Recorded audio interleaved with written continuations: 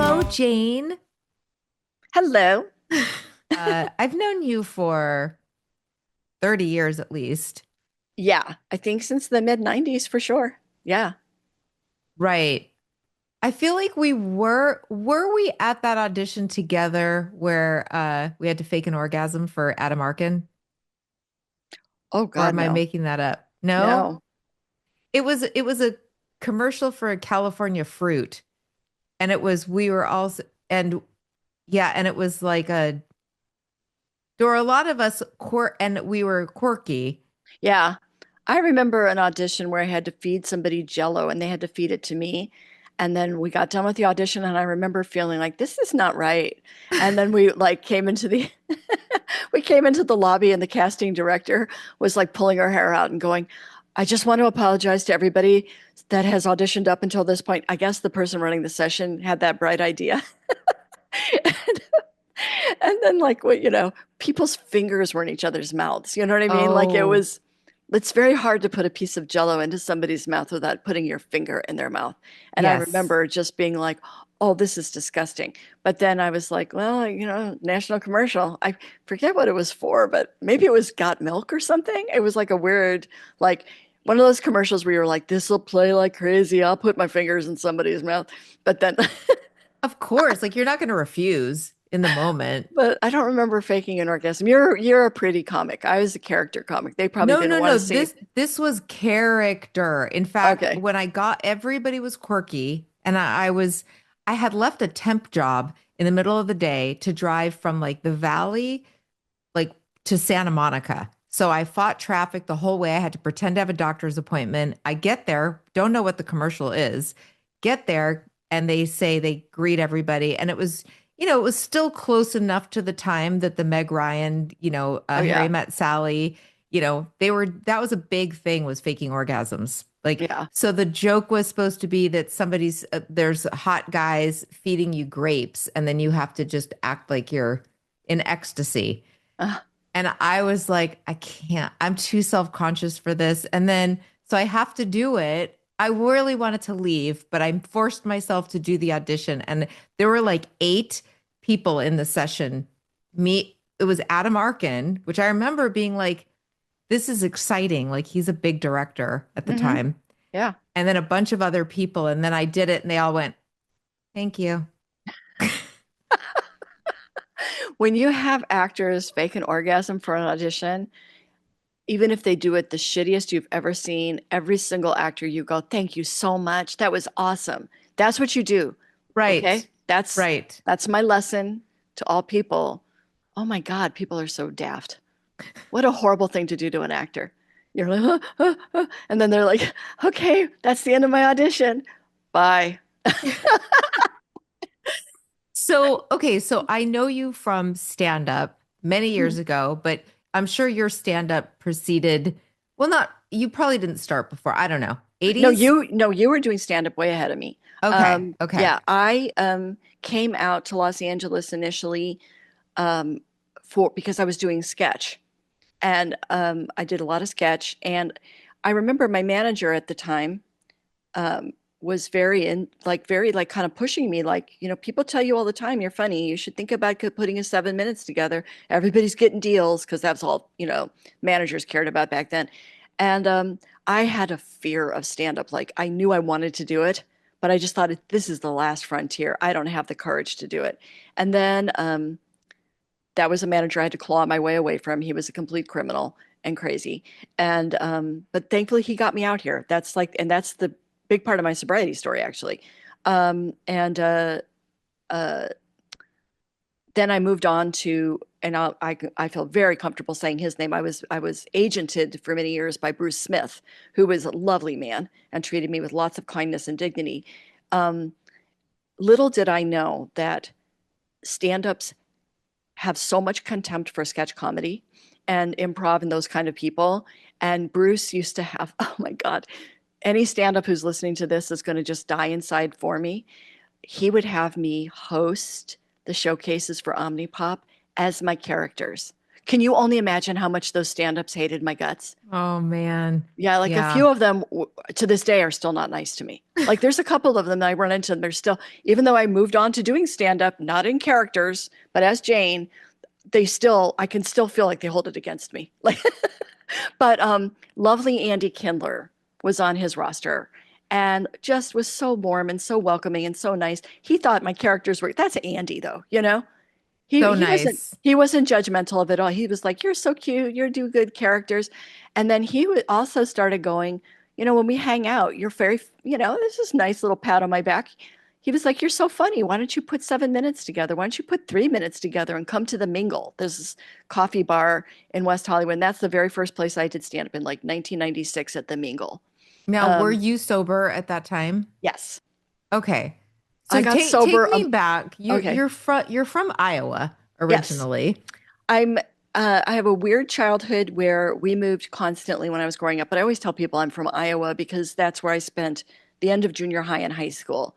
Um, but we lived in, oh gosh, Chicago, Jacksonville, Illinois, Delaware, Milwaukee, outside of Cleveland, and then Iowa. And we moved constantly. My parents flipped houses, so we were always moving. I was always a new girl. I had like it's so interesting. And it's in the rooms of AA, I often hear people's stories are being the new kid, moving a lot, I moved a instability, lot too. hmm Yeah. reinventing yourself, being a whole new character, you know. And Well, I because would try. I know, well, because I have ADHD, my parents would sit me down every new school and go, "Is this the school where we turn over a new leaf?" That was the expression they would use. And I'd be like, "Yes, yes." And then I'd be weird instantly. Instantly weird and rejected, you know? Until Yeah. yeah, until I was in high school. By the time I graduated, like the last 2 years of high school, I really found my voice and my people, and I became like a real gamma girl. Like I hung out with everybody, like I was voted senior class speaker. It was kind of weird after all these years of being like literally the biggest outcast. I mean, look at me. I, this is okay in a lady form, but in a little girl form, oh my God, the pale skin, the frizzy red hair. It's the 70s. Everybody's tan. Everybody's got Farrah hair. I just looked horrible.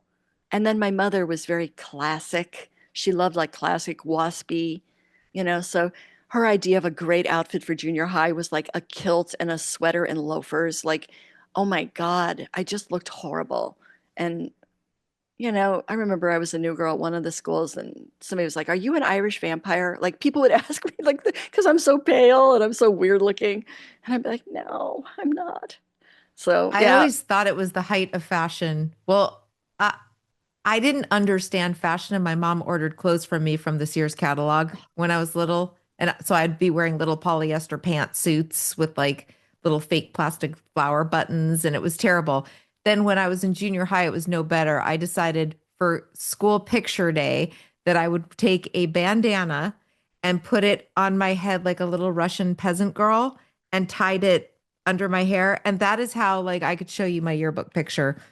I don't know why. And people told me not to do that and, made fun of me. But I was like, no, I think this looks pretty good.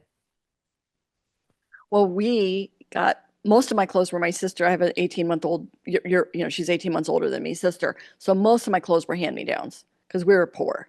We were poor. So or clothes my grandma Lauterbach sewed for me. So smock tops, 70s smock tops, and homemade pants. There's nothing weirder than homemade pants with that weird ball in the crotch area. Because no matter how good a seamstress you are, there's going to be like a little weird bunch of fabric there. And I just remember, but she could make a maxi dress like nobody's business. And I was obsessed with Little House on the Prairie. And she also made me a bonnet. That is how I used to do a whole thing in my act about being the way the word used to mean in the 70s, being a big queer, about being a big queer, like it Right, meant back right, then. And right, then right. like I did this thing about being super queer. I actually did a show called Super Queer where I talked about being like a queer like in the 70s and then how I became a gay rights activist in the 80s and 90s. So I've just always been super queer. But back in the 70s queer version, I was like wearing my bonnet, my bonnet. I loved church. I was such a nerd. I was so not cool. Like I was like, if you wanted to be against cool, go hang out with Jane. But how did you go from not cool to like big partier? Well, here's the thing. When I was in high school, it's first of all, unbeknownst to me, until I was in my 40s, this was finally landed on me when I was in my 40s. My dad's father was a severe alcoholic to the point where my apparently my grandma Wilson locked him out of the house and said, "You can't come in here until you quit drinking."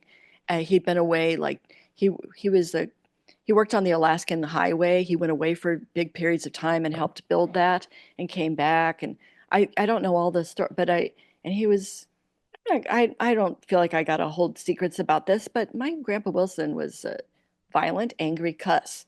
And I think when he was drinking, it was probably 10 times worse. And then one day she just said, "That's it." So he quit, but he was a dry drunk. He quit on a dime, and he was a very scary grandpa. He died when I was 10, but he wasn't that grandpa that you went, "Grandpa," you were like, Right. "Grandpa," right? Right. And to the point where I don't know if my dad has an awareness of this, but I had an awareness of it. My dad never left us alone with them. Like, even though, you know what I mean? He was a Yeah. dangerous guy. So, but that was kept a secret. I think it was very shameful to my dad. So when I was growing up, anytime there was a made for TV movie about alcoholism or drug addiction, or anybody acted the slightest bit weird around us, if any kid, it's so funny, so 70s, if anybody acted the slightest bit weird, my dad would go, "You know what that kid is? It's a goddamn pillhead." He would just say that about anybody that seemed Right. weird, right? And then any made for TV movie about alcoholism. I don't know if you remember, I was obsessed with it. Sarah T, Portrait of a Teenage Alcoholic Yeah. with Linda Blair. I wrote about her that in my Linda Brill. I wrote Oh, about that's there was right. a scene in Drunkish. I wrote That's a right. I scene was going about to that. say, you wrote a whole thing about it. I You remember and it I, well. we have a heart meld over this. I totally Yes. forgot. Yes. So I watched that with my family and my dad. I remember my dad even standing up during the commercial break and going, "See the way that girl acts? Act like that and bring shame on the family." That's all I'm going to say. And I was like, but I'm secretly in the back of my mind going, this looks like a good roadmap for popularity because, like, I'd like to stick vodka in a watermelon and sip out of it and sing a Carole King song, you know, Right. Right. and be all groovy. And she orders the booze like in such a like and gets it delivered. She's so smart. Um, so I kind of looked at that like there's some good ideas in this movie, and I'm going to start being sneaky. But I'm very codependent. So I remember my mom having this awareness that like people were coming to our house for parties. My parents would collect keys in a bowl and they would look at people before they let them drive off. And Mm-hmm. sometimes my parents would be like, they can sleep downstairs in the basement and drive off in the morning, or we can call their parents for them. My parent, because even though we never served liquor, the kids would bring it in, right? Right. And so yeah, so my I remember I finally got my driver's license, and I remember well, yeah, my mom was like, and I'd already started sneaking liquor here and there from like 13 on, even younger than that. I remember my parents, this is so waspy. Every once in a while, they'd have like a little mixer before church where they'd serve cream sherry. And anybody left their cream sherry behind, I would just drink it all. I'd go around to all the glasses and finish them off and get a little buzz from it. When I was like 9 or 10 years old. Well, it Anyway, serves people right for leaving sherry in their glass. I mean, it's Who delicious. does that? Cream sherry is delicious, uh, especially for children. Um, Hmm. Sweet. So yeah. So so then my mom was like, "Let me tell you something. You drive and plow into a tree. Not only are you going to kill somebody, you could kill somebody else, and you'll be in jail for the rest of your life. Murdered somebody." Like she knew how to really like drive it home. And then she also said on top of it, also, if you don't stay straight at a party and drive all your friends home who are drunk, they're going to plow into a tree and die. And that will be your fault too. So I was like, shit. So I would go to parties and say completely straight and drive everybody home. And then I'd bust into my parents' liquor cabinet because they almost never drank. My dad had, such a healthy fear of alcoholism. Like he'd have a beer like once a month. Right. Uh, So I knew not to drink any of his beers because there's 6 beers and they're going to take 2 months to be drunk in that fridge, right? But all that stuff from when they have parties and people over, they're not watching how much is in there, and I can add water to it. And I remember like thinking like this one thing of scotch, I killed it. And I remember thinking, I'm going to sneak the bottle out and throw it away someplace else. And I think the next time we had a big like family gathering, they were making cocktails for people. And I remember thinking, this is when the shoe drops. And they go, where the hell's that JB? And they didn't even notice. I guess there was another one in the back. My dad was like, oh, you have to open a new one. And I was like, right. But so yeah, so and then I started to like I would do that on Friday. Absolutely nobody in my family know, not even my trusted younger brother, who is like my bestie, my closest. I didn't even tell him. I was just like, this is my little secret.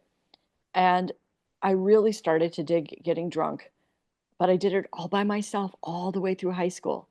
Even at graduation, I still drove people home. And Wow. then I was a little lost. I was going to go to Carnegie Mellon um, for acting, and it was the plan. And then I pulled this maneuver at the last minute because my senior year, this was something that really, I think alcoholism, besides just loving New York City, really drove this decision. When we were seniors in high school, we went to New York. The Thespian Society all went to New York, and we got to see all these Broadway shows, tour the Village. Oh, it was just magical. And I remember the guy who toured the Village. He asked the whole bunch of us. He was like, "Are any of you guys have dreams of being an actor?" And everybody turned and pointed to me, like. And I was, and this was like this controversial thing in my family because my mom was so upset about the acting thing. She really wanted me to be a teacher or a lawyer. Nothing actors are like circus people to my parents, It was like, do not do that. It's weird. Um, so the guy took me aside that was giving us the tour of the Village, and he said, why did you just come here? Why don't you just move here? Like really bad advice to like a 17-year-old girl in the middle of Iowa, right? And I was like, I want to so bad. I love it here so much. I just love it. And then I remember that night we went to see, it was like magical to me. We went to see Crimes of the Heart on Broadway with Mary Beth Hurt. And oh my God, it was just amazing. And then afterwards, we went to an Irish pub because it was St. Patrick's Day. And I got two whiskey, like Irish coffees that had whiskey in them. And I was like, in New York, I don't have to drive anybody anywhere. I can be like, Ah, I can be a grown up in New York. I remember at one point I walked into a liquor store because this was like 1981 or whatever, 1982. I walked into a liquor store and I bought a little thing of whiskey to have in my room with me at the hotel we were staying at, and nobody was the wiser because they didn't check my ID. That was back in the day; they just didn't do that. right. And I was like, so anyway, I snuck my way into New York City and auditioned for the American Academy of Dramatic Arts in June, Wow. right after I graduated from high school. We were picking my sister up. I don't why did just oh, I think she had stuff from Bennington College. She was going to Bennington to take her home for the summer, and we decided to drive.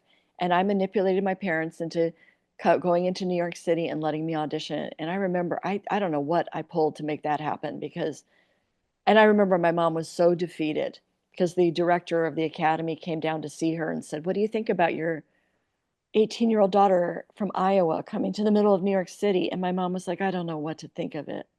I just don't know. And he goes, because we're going to accept her. We're going to I accept her. And I was just like, just got oh, chills. yeah. So anyway, I did it. I did it. I waitressed through the whole summer. I couldn't wait. I took a train. I took the train from Osceola, Iowa to New York City, stayed at a rooming house run by the Salvation Army. Um, yeah, this rooming house for girls, and started at the academy. But I really, first and foremost, was excited to be a sophisticated New York party girl. That was like a number one on my book. And the very first night I was there, they gave me a list of the other girls that were in the rooming house that were going to the academy and their room numbers. So I knocked on every one of their rooms. I said, "Hi, my name's Jane. I'm from Iowa. You want to go get drunk?" Like it was like how I introduced myself to every single one of them. And every Hmm. one of them said, "Sure." So we went out.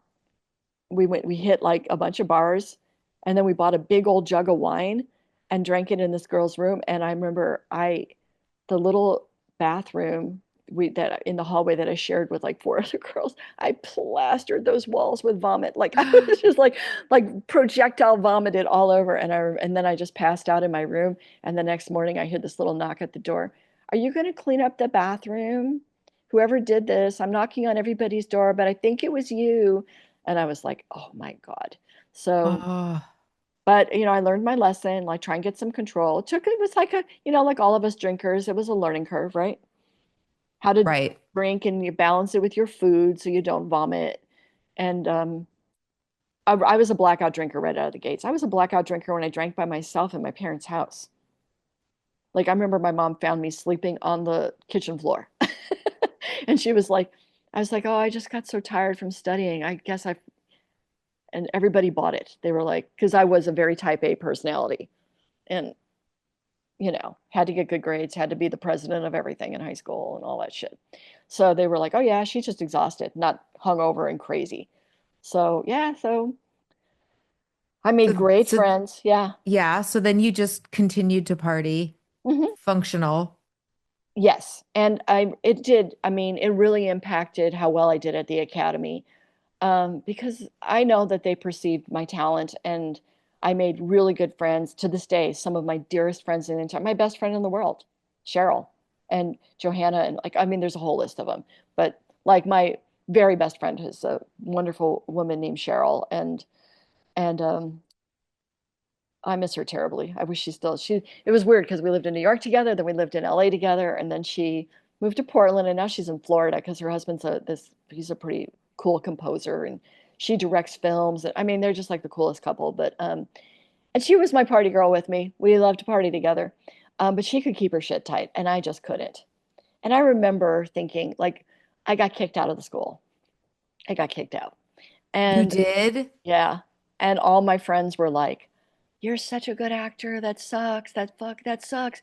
And I remember I stayed friends with everybody. Like they didn't abandon me. They were all like, you're going to be fine. And then I went to HB Studios in the Village, which is Uta Hagen and Herbert Berghoff's studio. I auditioned for some of the master classes there. I got into all of them. I studied with an amazing guy named Steven Strimpel. And interestingly enough, even he was so good to me. He was tough as nails on me, but he really helped me a lot to become like a professional actress. He was very like, let's dispense with all the nervousness. Like act like a professional. Act like you know what you're doing. You have two shots to do this scene in my class. Don't you want me to say you did it well? Like get it together. We're not going to rehearse the scene for 5 months and watch you do it every week. You're going to do it twice. And so you kind of got you up to speed. Like he was tough as nails. And but also like really incisive and really cool.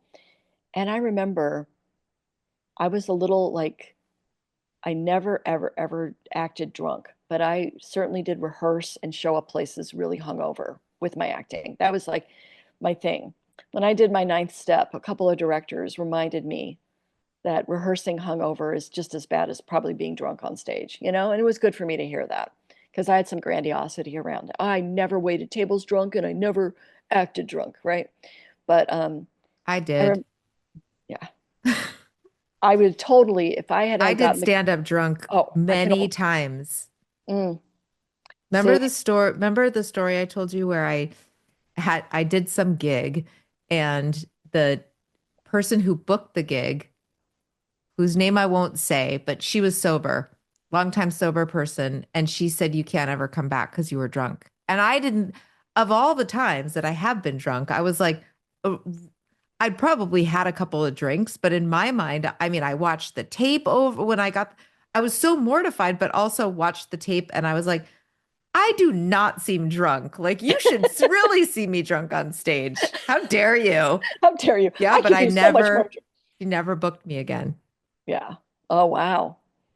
I also I got don't, kicked out of Rage.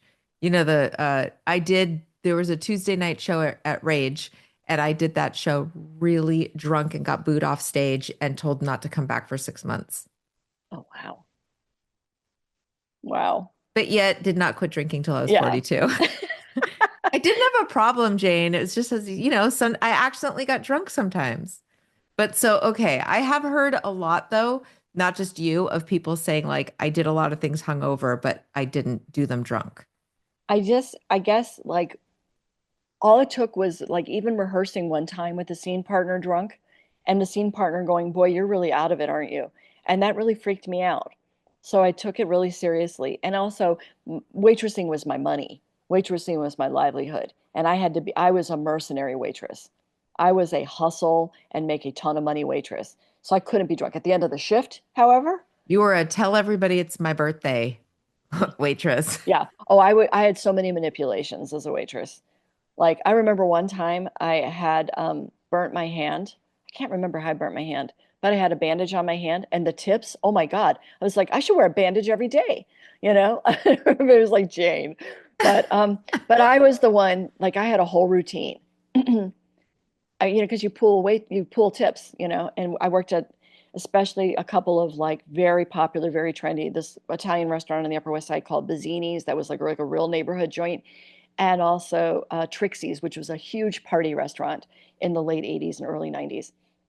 Like Delight debuted the song Groove is in the Heart at Trixie's. It was like JFK Jr. there, Naomi Campbell there, all that shit, right? And then it turned, Uh-huh. of course, like everything in New York, turned bridge and tunnel. So then you made money off of all the tourists, right? Right. But if people left shitty tips, I was the one they sent out the door because I did this whole routine where I would go, "Excuse me, excuse me." I'd turn on my Iowa and they go, "What?" And I go, "Was there something wrong with the service?"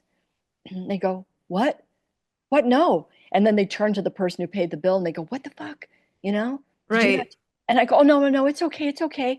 Okay, bye. Thank you anyway. Bye." And then they'd all start getting their wallets out and they'd just throw money at me. And I'd be like, "Oh, wow, that's really nice. Thank you. Thank you so much." And then I'd run back in with the money over my head. You know, all the other waiters were like, "Jane, you're magic. You're magic." I remember one night they decided to add up how much extra money. Like I made like $400 extra for us, chasing Wow. people down on the street. Wow. It's okay. It's all right. Don't worry about it. I understand. That Right. they'd be like, "Oh, that nice little waitress is going to starve." But that's kind of the truth because you really do live on your tips in New York City. They pay Right. $1 an hour. So So, when does it start getting out of control? And I okay. feel like Yeah. in your story there's also some drugs. Yes. Well, that was the thing that happened when I was 20. I was home visiting. I got my wisdom teeth removed, and they had to, because they were impacted and coming in sideways, they had to dislocate my jaw. And it was major surgery. They tore my mouth apart. So when I was recovering from that, they gave me Vicodin. And I was like, "Well, hello, my new best friend. This is the greatest thing I ever met in my life, Vicodin. I love you." So I, like, instantly knew I'd met somebody I loved even more than my good friend alcohol. And the day before I went back to New York, I pretended I knocked my pain pills in the toilet. And, and I said, "Oh my God, the container was open," and I knocked it in there and they all went, I flushed them because they're all wet. And my mother goes, "Okay, I'll call the doctor. We'll call in a new prescription." So I went back with a whole extra prescription of Vicodin. And Uh-huh. Vicodin with a little booze was like magic. Vicodin with a Quaalude then with booze. Vicodin with a Black Beauty if I wanted to stay up. Like I got this book called The Little Pill Book. I don't know if you've ever, it was a very popular book. It was just to tell you what every pill did. It's called The Little Pill Book. It was I used to see it on everybody's bookshelf. So Oh, like, right? So when I'd go to people's houses, I'd get into their medicine cabinets and like take like a few of everything and put them in little bags and write on, put a little piece of paper and say what it was. Sometimes I'd be like, "Oh man, it's a laxative. Never mind," throw it in the garbage. But then sometimes I'd be like, "Score. Who knew Dilaudid, you know, was as right. good as Vicodin? Yay!" Um, and yeah, so I just and then along with waiting tables, I worked for a temp agency, and they sent me to hospitals quite frequently to work. And then I manipulated them to always send me to I like, you know what? I love being of service in hospitals. I'm so good with sick people. And that was the feedback that they would get was Jane is magical. But I would flirt with those doctors and get drugs out of them. There was at New York Hospital, there was a bar across the street called the Recovery Room. And, Oh, that's so funny. and I would like see if those doctors would want to meet me at the recovery room. And I'd say, my girlfriends, we're all actors, we all love to party. I'll invite them up because I knew that they'd pay for the drinks. They're rich doctors, Right. and they all want to meet cute actresses. And then I would say, hey, can I ask a favor? I really, every, I, and it wasn't a total lie because I had fallen down a flight of stairs on a boat when I was cater waitering on a yacht, and I fucked up my back really bad. So I would say, I have a screwed up back, and I don't have health care because I didn't. And I'd say, and I know I need Vicodin for my back. And they go, I'll get you some Vicodin, So these guys were always getting me pills. This was before everything was tracked so good. Right. Right. Or they would just give me a prescription for them. They'd be like, sure, I'll just give you a prescription for Vicodin, you know? Um, and then, I think it was like one of the worst things that happened to me was I was so good at charming people. I could charm people into giving me anything. I rarely paid for a drink anywhere I ever went.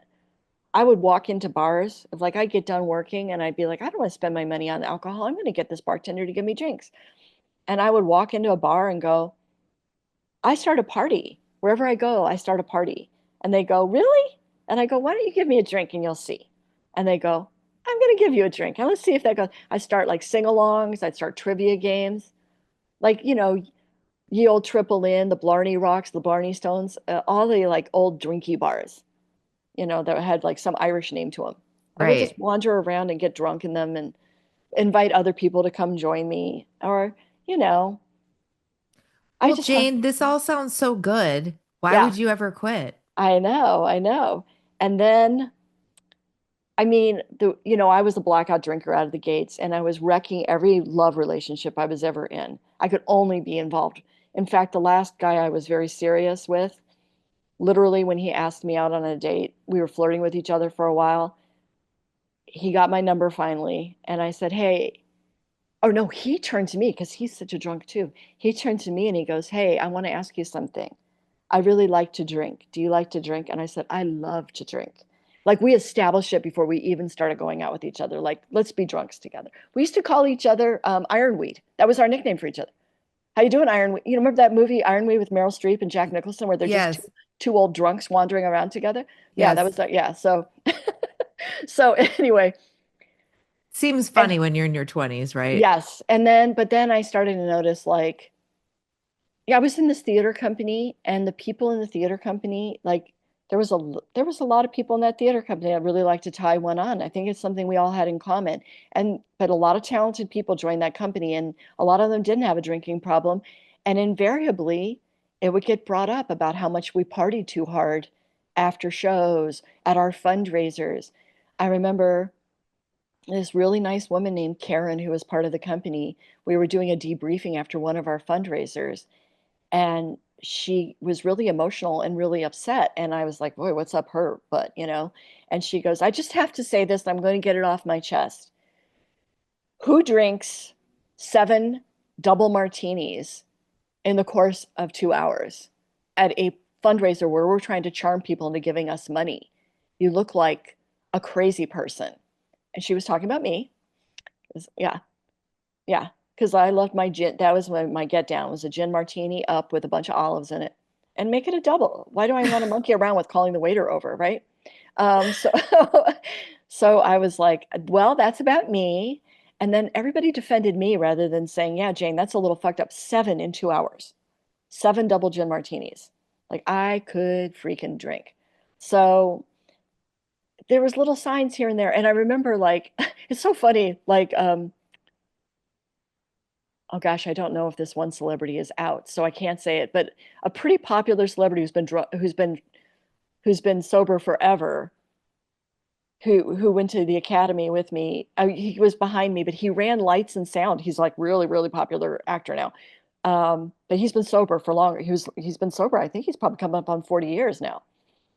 He We went out partying, and I remember afterwards he says to me, you know, because I kept hammering him, like, why aren't you drinking? Why aren't you drinking? Have a drink, order a drink, like us drunks do. And finally he goes, I kind of put the drinking aside. He goes, but maybe you should put the drinking aside. Like he said that to me. And I Uh-huh. was like, no way, no way. And he goes, do you ever think maybe you have a problem? Because he hung out with us at the restaurant after the show like 3 nights in a row and saw me just getting plastered. And I remember that, he planted the seed, like Hmm. something seems wrong. And the other person who I know he is out about his sobriety. It's so weird. Two famous people did this, but Bobcat Goldthwait went to college with my one of my roommates who was like a total party girl with me. We went to see the Roaches, this folk group that we loved so much. And right before we pre-gamed at this at Great Jones Cafe, and Bobcat met us there because he was in town and he was already kind of famous. And I ordered probably 3 drinks while we were just eating dinner. And Jojo went to the bathroom and Bobcat looked at me across the table and again I was like, you don't drink? And he goes, no, no, I have a problem. I had to stop drinking. And I was like, oh, and he goes, you ever think you got a problem? And I was like, no, what are you talking about? Right? That's how I drank, where people could Okay. meet me for one night and tell me that, think you got a problem? Right? So Right. anyway, okay, so then this takes a very sad turn. And this is a big part of my story. It's the 80s, it's the late 80s in New York City, and I am surrounded by gay men. And many, many, many of my gay men start dying from AIDS, one right after the next. And then my drinking and taking drugs just escalates to this whole new level, especially my best friend in the whole world, Donnie, who I just remember just being in some massive denial that that could happen.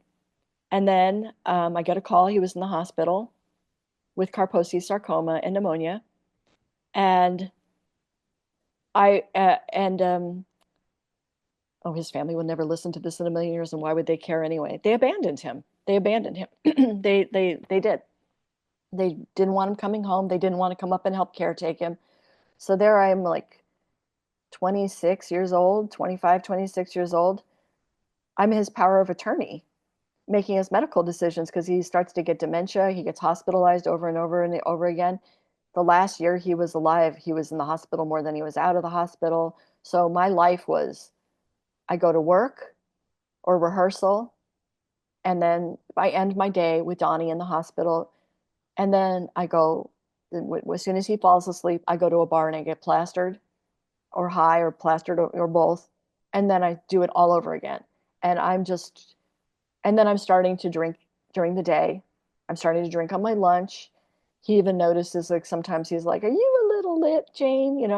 And and uh and then he died. And right before he died, um he went into renal failure. He had been in hospice, but then he went into renal failure and they put him in St. Luke's Roosevelt Hospital. And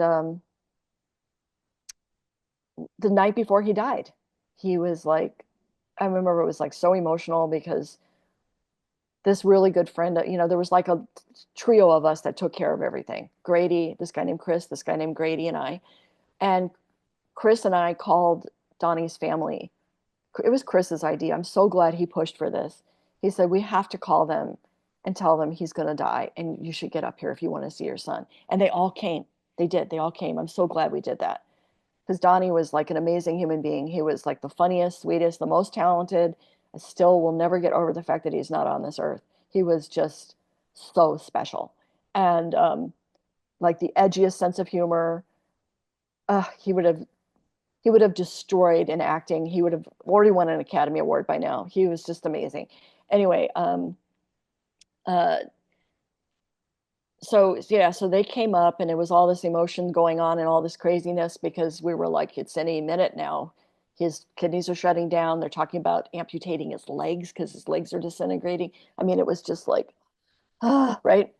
So I'm sitting there next to him and he's on oxygen and all these tubes are in him. And I used to do this thing when he was first ill where he'd make me get into bed with him and we'd watch movies together, kind of wrapped around each other. And he's like, girl, he was from Alabama. He's like, girl, get in this bed and wrap your body around me.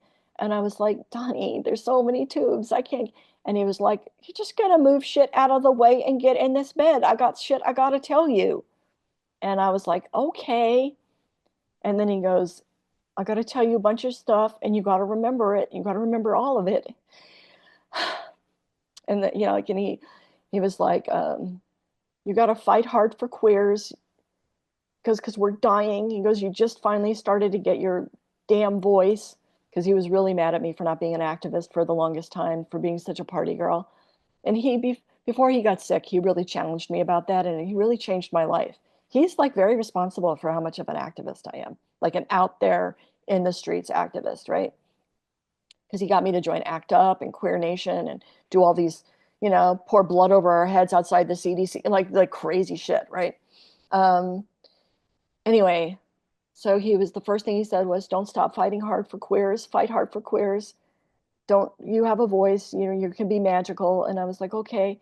And he goes, "Don't you fucking dare settle for a man that doesn't deserve you. You are awesome and you have dated so many idiots. And I don't ever want you to marry or be involved with any idiots. Marry somebody, be with somebody magical who deserves you." And I was like, "Okay." And then, you know, just like this, worry about this. He told me some stuff about the quilt he wanted, all these different things. And then he goes, and then the last thing he said to me is, "And baby, you got to stop drinking and you got to stop doing drugs. It's going to kill you. I would do anything to still be alive, anything. And you're going to kill yourself. And it makes me so angry." And I was like, "Okay, okay." And he goes, promise me, like live the life you're supposed to live." He goes, "You're going to be like a star. You're going to be amazing. You're going to change people's lives."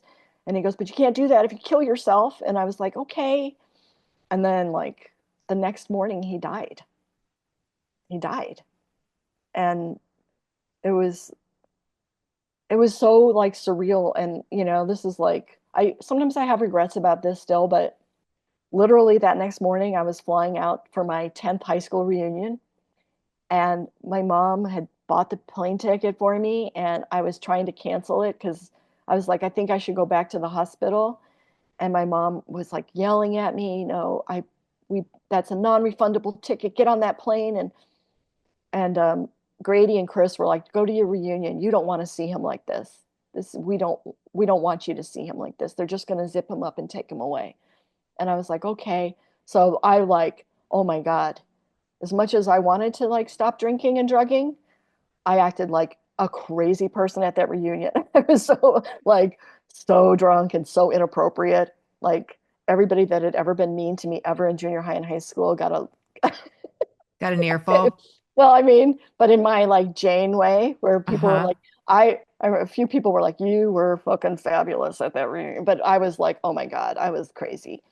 I was kind of out of my mind, but yeah. So, uh, and then I just couldn't stop, and I felt so guilty. I was like, I made this promise to him, and I couldn't stop, and I don't know why I can't stop, and he's probably looking down on me from heaven, so mad at me right now. And then I got something called, oh yeah, and then so weirdly enough,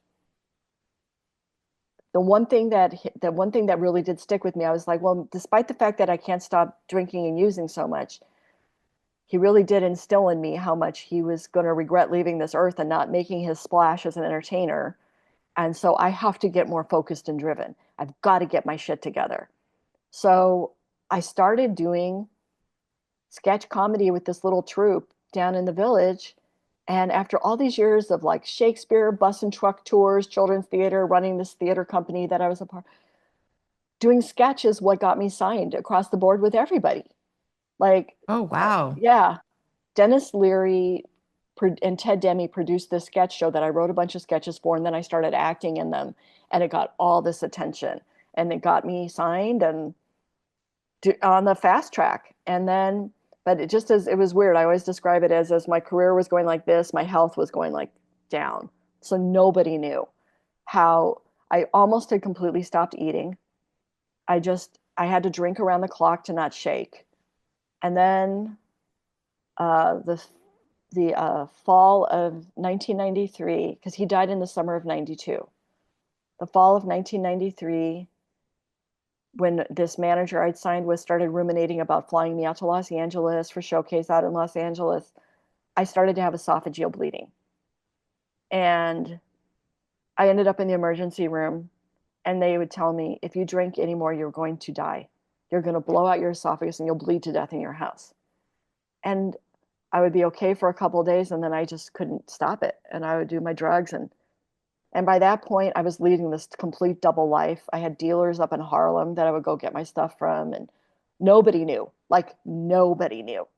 My brother, my best friends, nobody knew how sick I was. And like when I flew out to Los Angeles, they had me fly out in January of 1994. Um, I I put my drugs in an ace bandage around my leg, Oh, and just wow. yeah, because I was like, I have to have my drugs with me. And yeah, so then my brother was trying to get work. My brother lived in Los Angeles and Silver Lake, and my brother was trying to get editing work in New York. So my brother and I were kind of doing this thing where his roommate in Los Angeles understood that I was going to be there, and my roommate in New York understood he was going to be there. And sometimes we'd both be in both places, but one of us would sleep on the couch and we'd give him extra money. And so everybody was kind of chill with this. So then I land in Los Angeles. I'm at my brother's house. He's got this very nice roommate, this young woman who, she has no idea which lunatic she's let into her house. And and then I did something really weird for completely vanity reasons. And I always like to this was like another little like window into me quitting everything was I quit smoking for vain reasons, for total vanity, because a little boy on a bus in New York sat down next to me and went, "You stink." And I was like, "Oh my God." And I was very boy crazy back then. I was like, "I stink." And I started Rolodexing. Like all the men had told me they would date me if I was a non-smoker.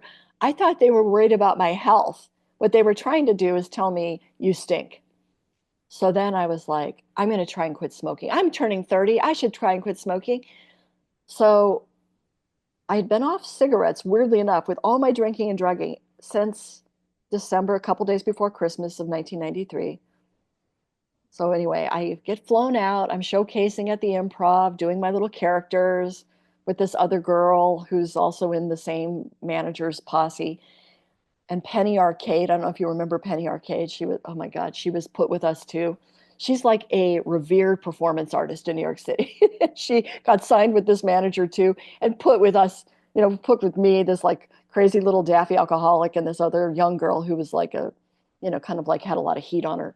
Anyway, um, so we'd get trotted around parties, and I'm not surrounded by my enabling forces, all my drunks and drug addicts that I was surrounded by at the end in New York. Besides, like, I had my double life. I'd go perform, I'd be around my performer world, and then I'd break away and go do drugs and drink and myself into oblivion. So I was like at parties in Los Angeles, meeting all these movers and shakers because, and I was like, oh my God, it's so hard when I get wasted not to pick up a cigarette. I really want to pick up a cigarette when I'm wasted.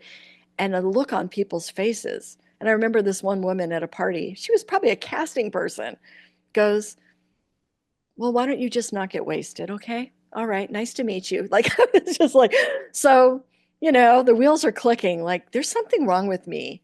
And I'm still throwing up blood, like, probably every day or every other day, just not to the point where I have to go to the hospital again. And then one morning, my brother's not there. He's back in the East Coast. His roommate is at work already. I wake up and I start throwing up blood. And I'm like, I don't think I'm going to stop throwing up blood. I think I'm going to die. I promised my brother I wouldn't die in his house because my brother started to put it together that there was something really wrong with me. And then I was like, I'm going to die in my brother's house after I promised him I wouldn't die in his house. So I remember like laying on the ground and there was all this blood on the tiles. And I wrote in my own blood, "I'm sorry." That's all I could think of is like, they'll see that it's dried blood that says "I'm sorry," and they'll know I didn't mean to do this. Right. Anyway, it must have been 2 hours later, I woke up and it was it had all washed away. Nobody would even have known I was sorry.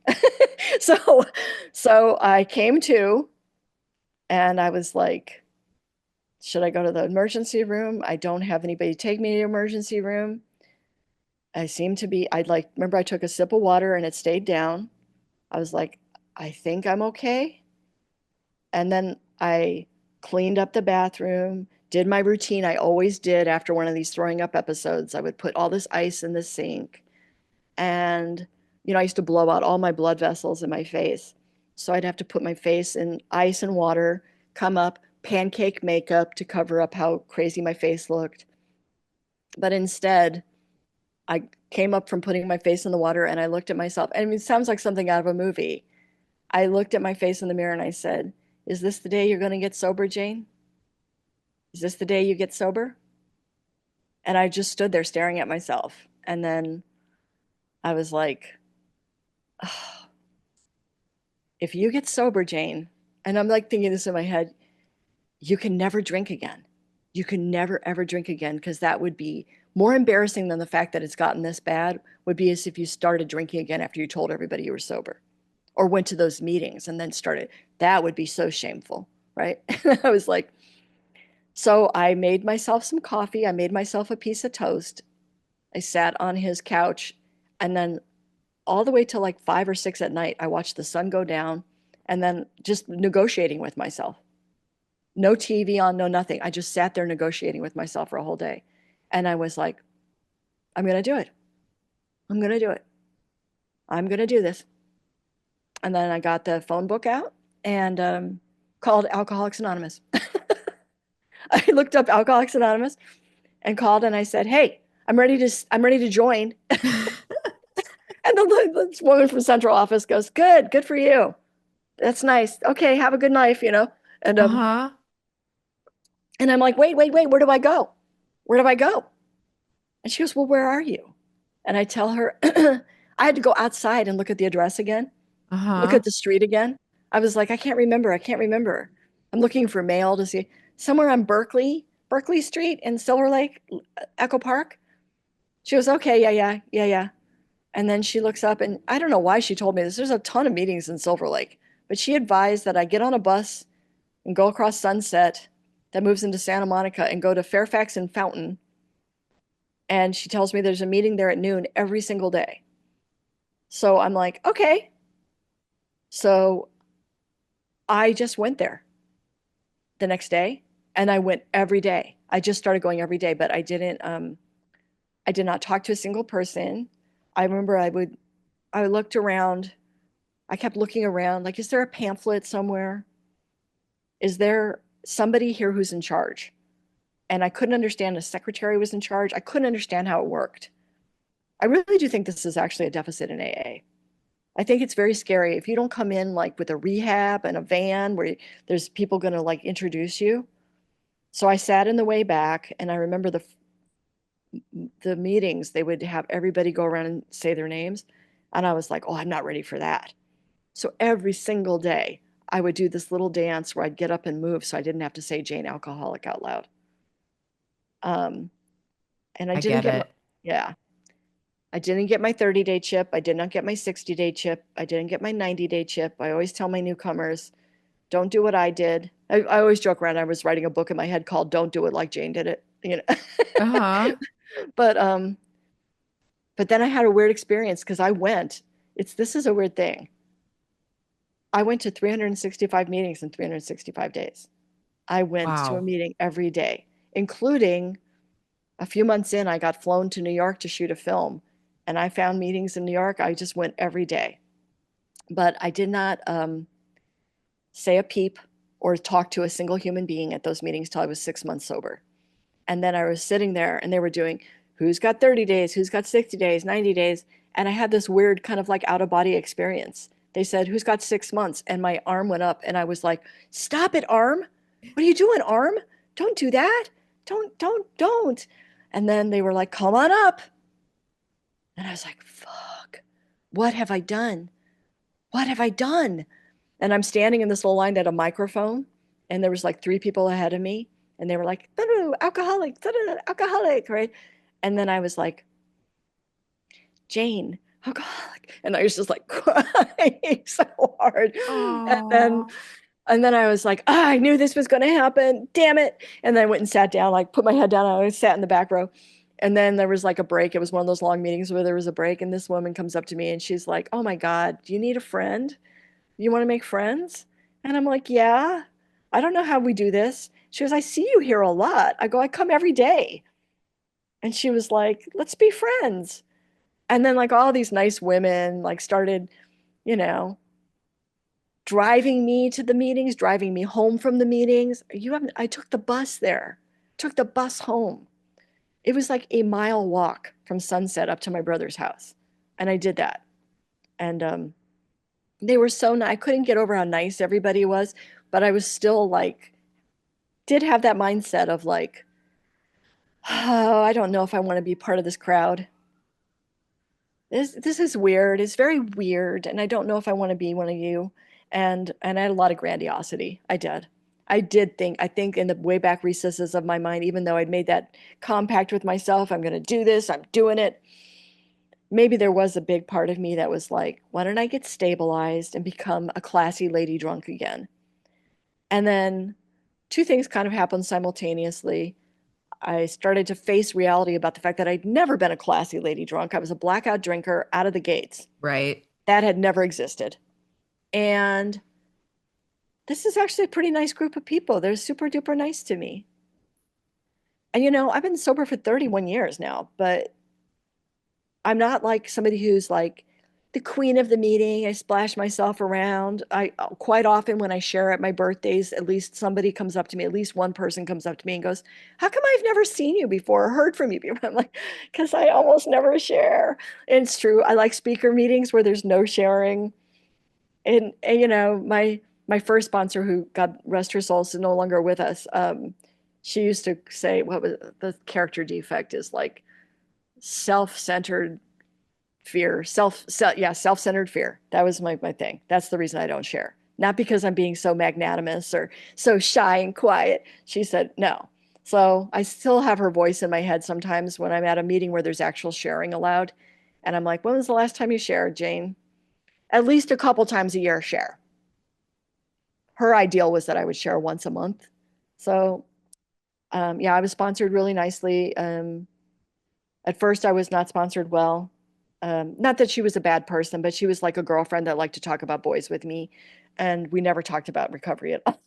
Mm-hmm. And and then one day, I had like some thoughts flitting through my brain about drinking again, and so I said to my little friend that we would meet at the Olive Garden and talk about boys, and my joke is we had endless breadsticks, but no recovery. But but anyway, so yeah, she said, I'm a really shitty sponsor. You should get a good sponsor. So that's when I found the sponsor I had for 17 years, and and then I went for a couple years with no sponsor, and then I picked a sponsor that was not a good fit for me, and now I have a very low key sponsor. She's great. She's like, we check in every once in a while, but we don't got to be in each other's faces all the time or anything like that. It kind of fits me, you know. Mm-hmm. I would So not, yeah, go ahead. at what point, because you're super, I mean, you started working with women in actual recovery centers, and Mhm. then you became a therapist. At Yeah, what point did you go like, oh, this is, or were you always like involved with other women and helping in that way? well, it's an interesting thing because I was very lucky. I mean, it was so interesting. God, Donnie, all I could think about was how Donnie really, boy, what an inspiration because that demarcation line between being a struggling performer that couldn't put two dimes together to 20 plus years of making a living as an actor. That started when I got sober. I always tell people I could show up for my career finally. And I was really lucky. I was a bread and butter actress. No, I'm not famous. If you guys Google me on IMDb, you'll see, guesting on a billion shows, tons of commercials, all that stuff. Um, but over the years, especially in the comedy scene, I got known as being like that girl that doesn't party. I'd get done at the improv. The first couple years were dicey because I was scared of that bar at the improv. I was scared of bars and hard partying atmospheres. And And I remember I was still with that idiot manager that was such a criminal. And he gave me some crap about the fact that, because I was with him for about the first 10 months of my sobriety. And he was like, hey, you're starting to meet really cool people who really like you, and you get invited to parties and you don't show up. So I had like this little trick I would do. I get invited to parties. I go about an hour in with 2 boxes of donuts, and I'd get all this attention. They'd be like, oh my God, donuts. And then I'd like wind my way through the party saying hi to everybody, walk out the back door and go home. Oh, Because I love that. yeah, it was like a little trick I did. So I get credit for being there, make a splash, you know. I can't tell you how often, like, not only that manager, but Bruce Smith would tell me, oh, so and so met you at a party. They said you're such a sweetheart. Because I brought donuts. That's really nice, right? When you're drunk, there's some donuts there. Yeah, so anyway, and then Andy challenged me to start doing stand up, and I was really lucky. I always thought like the stand up was just like another form of self-expression. I really, really like that alternative scene. I know people that are road warriors and stuff used to make fun of the alternative scene, but I kind of liked it. I really enjoyed it. But interestingly enough, I mean, he's such a political firebrand now, and I can't even believe how distant we are from one another. But Jimmy Dore was a very good friend of mine in the comedy scene. And he sat me down one day and said, I love it that you're so into this alternative scene. He said, but you know what? You tag and punch your jokes. You got a 7-minute set that will be on TV, Jane. You can do it. Don't not be ambitious with your comedy. He really encouraged me to hone my act and get my skills. And I ended up being on Premium Blend and Late Fridays and stuff Right. it was nice. So, but in that comedy scene, people would ask me here and there, I heard you're sober. And I took a lot of comics to their first meetings, a lot of comics to their very first meeting. And and then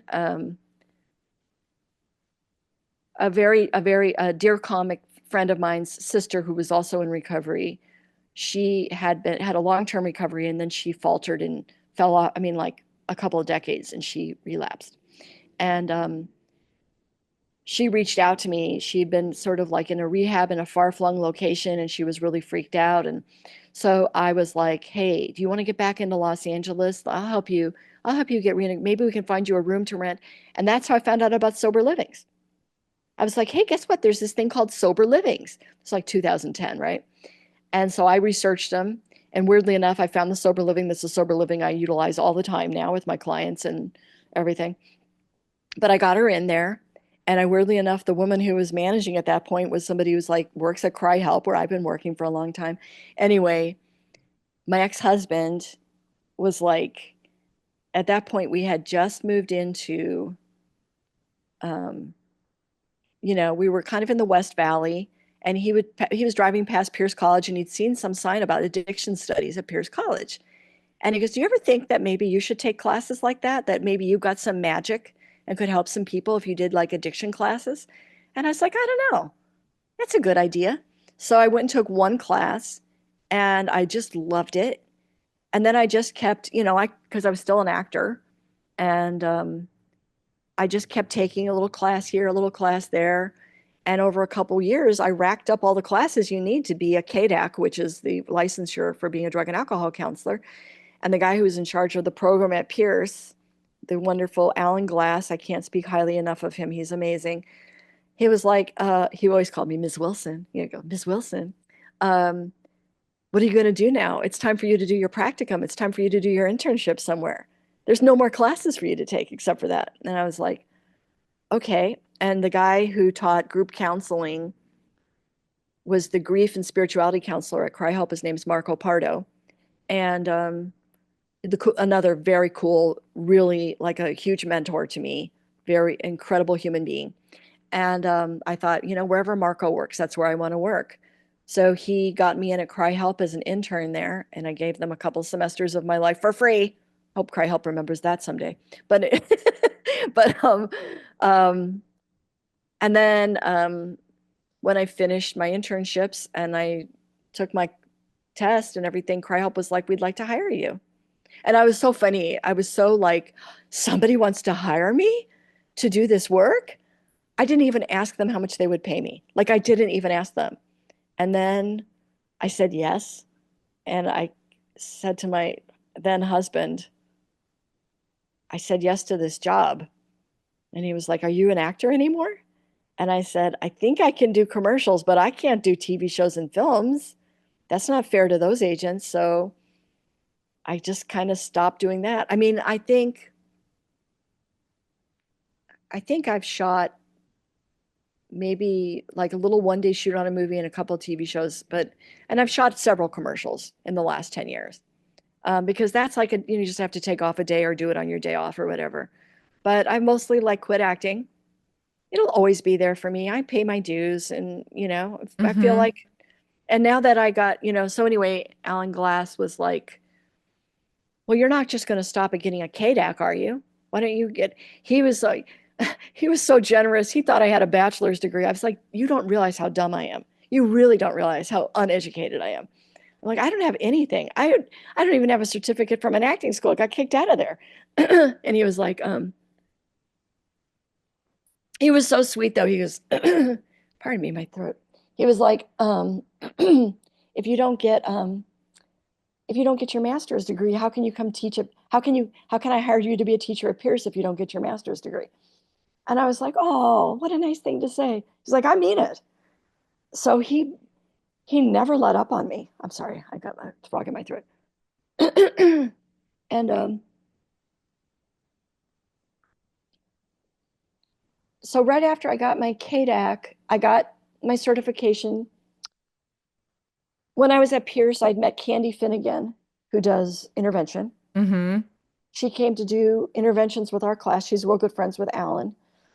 And afterwards, she was looking for somebody to do the mock intervention in the classroom. And I was like, "I'll do it. I got Candy Finnegan here. Why wouldn't I be the person who does it, right?" And afterwards, she's so sweet. She was like, "My dear, I think you've got a real talent for this." And so I asked her if she taught people how to do it or let people shadow her, and she said she didn't, but she's good friends with Ken Seeley, who does teach people and certify people. Right. So I went off and got certified to be an interventionist and started getting that little bit of work on the side. And then I went back to Antioch, got my bachelor's, and then plowed right on into ASU and got my master's in social work. And now I'm a therapist at Cry Help. I'm no longer a caseworker there. And now I teach at Pierce College. You teach there? Yes. I don't even think I knew that. Yeah. And weirdly enough, it dovetailed beautifully because Marco Pardo decided he wanted to retire. So I teach his class now. Jane, Very big shoes to fill. Yeah. I teach the addiction group counseling class. Yeah. that's amazing. I Yeah. didn't know that. That's so cool. Yeah. And yeah, I mean, you will always hear this from people who work doing clinical work. You wear two hats as a recovered person. Like my work in a treatment center is not my recovery. I've got to go to my meetings. I try to keep my recovery life very separate from my clinical life. Every once in a while, a client will be like, "Come to this meeting and give me a cake." But I'm pretty buttoned up about that stuff. Like, I'll give the cake, but then I kind of scoot on out of there if there's other clients, because they need to be able to share without the therapist from IADARP sitting there listening to their share, right? Mm-hmm. And also, if I got something I need to share about at a meeting, not good to do it in front of clients. I've sat through that a few times where I've gone to give somebody a cake and a fellow worker from like a clinician is like, "And then my boyfriend broke up with me." And I'm like, "What are you doing sharing this in front of clients? Stop that. That's terrible." They don't need to know about Right. your sadnesses. Right. Anyway, but trying to think if there's anything else. It's an I was amazing story. And I feel like you're such like a bright light, an inspiration to so many people. I mean, the thing I hopefully will have already said this at the beginning of the show. I'm sure I have, but I always say you're one of the best people I know. Oh, that's so sweet. My Right back at you. husband is always like, if there's anything to do politically, my husband's always like, check Jane's Facebook page, see what she's doing, and then let's go do that. you're so politically active, involved, and like always helping people. You're the person who we just go, Jane, what can I do? What's an opportunity for me to help? And then you always are doing like 800 things. So you absolutely walk the walk. Um, Thank you. That's and very, and the recovery community is so lucky to have you. I mean, you're just so kind and patient, but also funny and still have some edge, which is I hope, important. I really hope I keep my sense of humor. You I mean, do. the stuff I've learned over the years, I mean, I always say this because sometimes, I really get when people are like, um, the rooms are not enough for me. And I don't think alone has kept me sober. Absolutely. I work a Codependence Anonymous program. I will actually say I think the core of my onion is codependency. Um, I also had to do I did almost 3 straight years of EMDR. I'm not to go into great detail, but when I was a little girl, I was attacked and I was attacked by two teenage boys and, you know, attacked sexually. And, um, and things like that had to be processed. Losing all my friends to AIDS had to be processed. Some shit went down in my family system that was, my parents, it's one of the greatest gifts of recovery when you really work the steps and you really walk the fourth through ninth step. I will say this, it frees you. It frees you from bondage, if you ask me. Like, I got a chance to work through all of the resentments, all of the fears, to just live in love and see my parents as fully human, see all the people that ever wronged me as fully human, to let go of that. Like, every once in a while, uh, something will come up about an ex-boyfriend where I'm like, ugh, that dude, right? But then most of the time I'm like, yeah, look at me, the big drunk that dated him. They put up with Right. some stuff too, or whatever. Even in sobriety, even in my marriage, to be honest with you, like my marriage ended, and you know, old Jane, I really did, looking at character defects and stuff like that has been like such a freaking gift because boy, did I ever nestle into being a victim. There was a, that was like my get down. When bad things happened, I would look forward to people feeling sorry for me. That was like, oh, people can feel so sorry for me. So I remember when my marriage was ending, he fell in love with somebody else. We were together for 20 years. There's always the echoes of old Jane in there somewhere. Oh, everybody's gonna feel so sorry for me. But you know what? It just doesn't thrill me anymore because I worked on that character defect. And I had to look very plainly at myself. Like there's a reason why his head got turned towards somebody else, besides just wanderlust and hormones and all those things with aging. I contributed to the end of my marriage.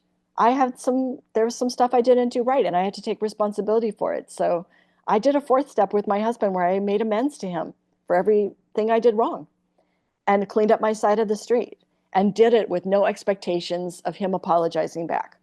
And that has been one of the greatest life lessons because when I was newly sober, when people told me I was going to apologize to people and they wouldn't apologize back to me, I found that to be completely outrageous, like the most outrageous thing I'd ever heard. And I'm going to be so filled with anger when that happens. And Well, if you are anybody, living a very, very good life. And there's like 100 things people could take away from this conversation, but I think that sobriety looks good on you. Working in recovery looks good on you. And I'm honored that we got to have this conversation. I talk So too thank much? I think I talk too much. No, Oh, okay. no, Okay. no. But, I have to say, one of my greatest joys of being in sobriety is I really do feel like my sober sisters, above and beyond anything else. This is the other piece of advice. Men and women get the stag meeting, at least one, but probably two, because I can give you the clinical behind it. We are performative. We are naturally performative for the opposite sex. It's just the way we are built. Even gay people are, right? But sober women saved my life. And truly getting out of my own way, because I did. I used to have some misgivings about trusting other women. I did. I used to act, it's not very feminist not to trust other women. I used to say I was a great feminist, but I didn't really walk that walk. And I think trusting other women and allowing other women into my life and my sobriety, it was a game changer. Well, I hope people can meet you IRL because you're very trustworthy.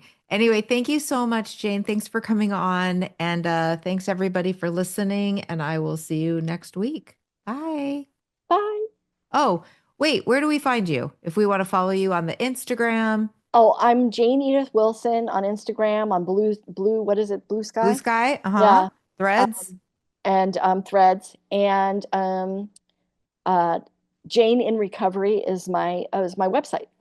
Oh, perfect. And that you can Okay. track me down there if and and that's my business is on there, but I also have a blog which I need to update. I'm just the second I'm saying this, I'm like, I better put a new post up. But yeah.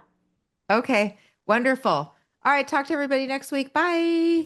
Feeling like life is good, yeah. Life is good,